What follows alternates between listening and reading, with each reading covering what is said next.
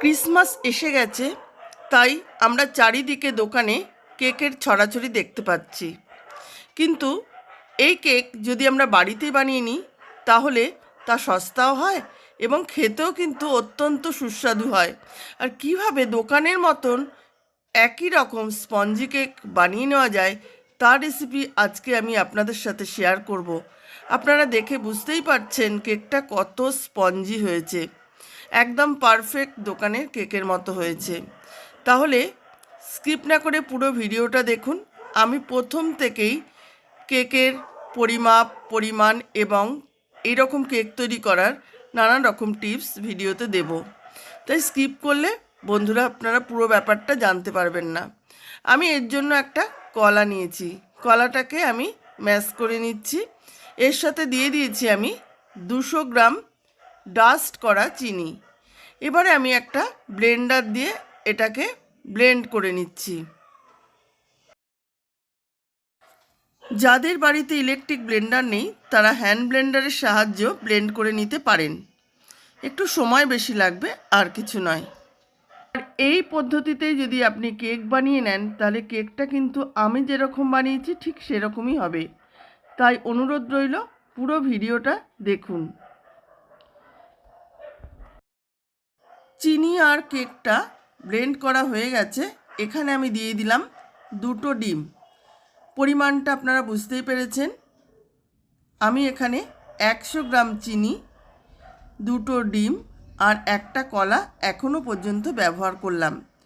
এবারে ডিমটা দেওয়ার পর ভালো করে ডিমটাকে, চিনিটাকে, কলাটাকে একসাথে এটাকে আবার ব্লেন্ড করে নিতে হবে। দেখুন কিরম ফ্লাফি করে ব্লেন্ড করা হয়েছে। এটা আপনারা হাতের সাহায্যেও করতে পারেন, অর্থাৎ হ্যান্ড ব্লেন্ডার। এবার আমি দিয়ে দিলাম ছোটো এলাচ হাফ চামচ গুঁড়ো, দিয়ে দিচ্ছি 200 গ্রাম ময়দা। চিনি 100 গ্রাম নিলাম, 200 গ্রাম ময়দা, একটা কলা, আর দিয়ে দিচ্ছি বেকিং পাউডার 1 চামচ, আমার ওটা ফটোতে ওঠেনি। আর দিয়ে দিলাম এখন বেকিং সোডা হাফ চামচ। পরিমাণটা এবং পরিমাপটা সবটাই কিন্তু আপনাদের খেয়াল রাখতে হবে। আমি খুবই দুঃখিত, আমি আর একটা জিনিস স্কিপ করে গেছি। আমি তেল ব্যবহার করেছি 50 গ্রাম, সেটা দেখানো হয়নি। আপনারা 50 গ্রাম তেল মিশিয়ে নেবেন এই সময়। এবার ভালো করে এটাকে আমি মিশিয়ে নেব। এবার আমি দেখুন হ্যান্ড ব্লেন্ডার দিয়ে ভালো করে এটাকে মিশিয়ে নিচ্ছি। ভালোভাবে মেশাতে হবে, কোনো লাম্প থাকলে কিন্তু চলবে না। আমার কেকের ভেতরটা কত সুন্দর মসৃণ হয়েছে ওরকমই করতে হবে। দিয়ে দিলাম অল্প দুধ। মিশ্রণটা একটু টাইট রয়েছে বলে আমি দুধ ইউজ করলাম। আমি এখানে 1/4 কাপ দুধ ইউজ করলাম। আমার মিশ্রণটা একদম তৈরি হয়ে গেছে। এবারে আমি একটা বাটির মধ্যে, আমি কিন্তু বাটার পেপার ইউজ করিনি, একদম A4 সাইজের পেপারকে আমি সমানভাবে কেটে সাইডে এবং নিচে রেখে তার মধ্যে আমি অয়েল লাগিয়ে নিয়েছি, সেখানেই আমি ঢেলে দিলাম। এইদিকে আমি একটা কড়াইকে প্রিহিট করার জন্য ঢেকে রেখে দিলাম 5 মিনিট। দিয়ে দিলাম কেকের বাটিটাকে মাঝখানে বসিয়ে, একটা রিংয়ের ওপর এটা বসিয়ে দিলাম। 45 মিনিট মতন ওয়েট করেছি। দেখুন কেকটা কত ফুলে উঠেছে এবং এর কালারটাও কিন্তু সম্পূর্ণ চেঞ্জ হয়ে গেছে। কি পছন্দ হলো তো কেকটা? কত সুন্দর কেক, কত সহজে বানিয়ে নেওয়া যায়।